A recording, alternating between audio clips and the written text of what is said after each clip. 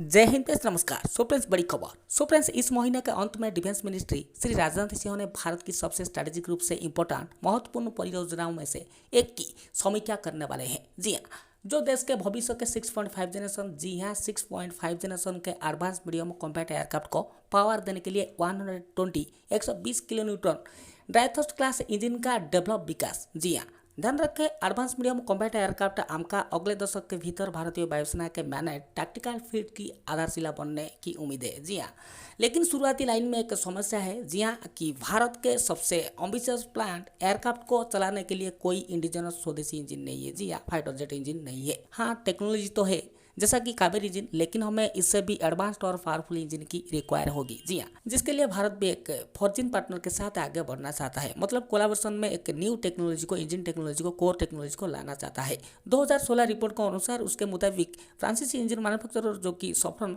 Rafale offset contract के हिस्से के रूप में इंजन बनाने के लिए आवश्यक टेक्नोलॉजी को ट्रांसफर करने के लिए, जी हाँ टीओटी ट्रांसफर ऑफ टेक्नोलॉजी के लिए 1 बिलियन से अधिक मांग रही है। जब उसने 2016 में भारत के साथ 7.8 बिलियन के राफेल सौदे पर हस्ताक्षर किए, जी हाँ, तो फ्रांस ने सौदे के बदले में भारत में 50% या 3.9 बिलियन का निवेश करने के लिए आगे आया था, इन्वेस्ट करने के लिए।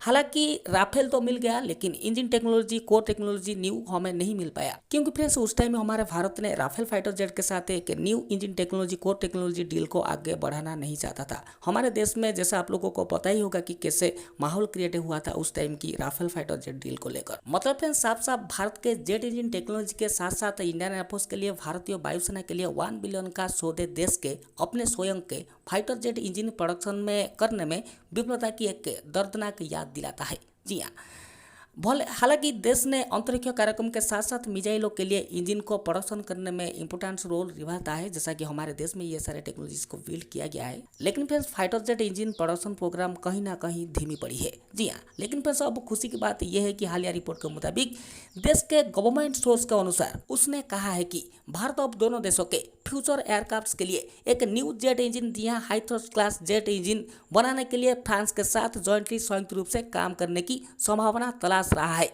जी हाँ, जैसा कि पिछले साल ब्रिटिश फर्म रोल्स रॉयस ने इंडियन मीडिया को बताया है कि वो एडवांस मीडियम कॉम्बैट एयरक्राफ्ट के लिए को डेवलपमेंट और इंजन मैन्युफैक्चरिंग पर भारत के साथ काम करने के लिए भी उत्सुक है। हालांकि इंडियन गवर्नमेंट भी उसके फ्रांस के साथ काम सौदे करने के लिए उत्सुक है, और आधिकारिक सूत्रों ने कहा है कि एक ऐसे देश के साथ सहयोग को गहरा करना जो भारत के कटिंग एज मिलिट्री टेक्नोलॉजी के सबसे इंपॉर्टेंट प्रोवाइडर में से एक रहा है। जी हाँ, मतलब साफ साफ फ्रेंड्स, इस महीने के अंत में 120 किलो न्यूटन डायथोस क्लास इंजन के लिए होने वाली समीक्षा में भारत फ्रांस के साथ आगे बढ़ेगा। जी हाँ फ्रेंड्स।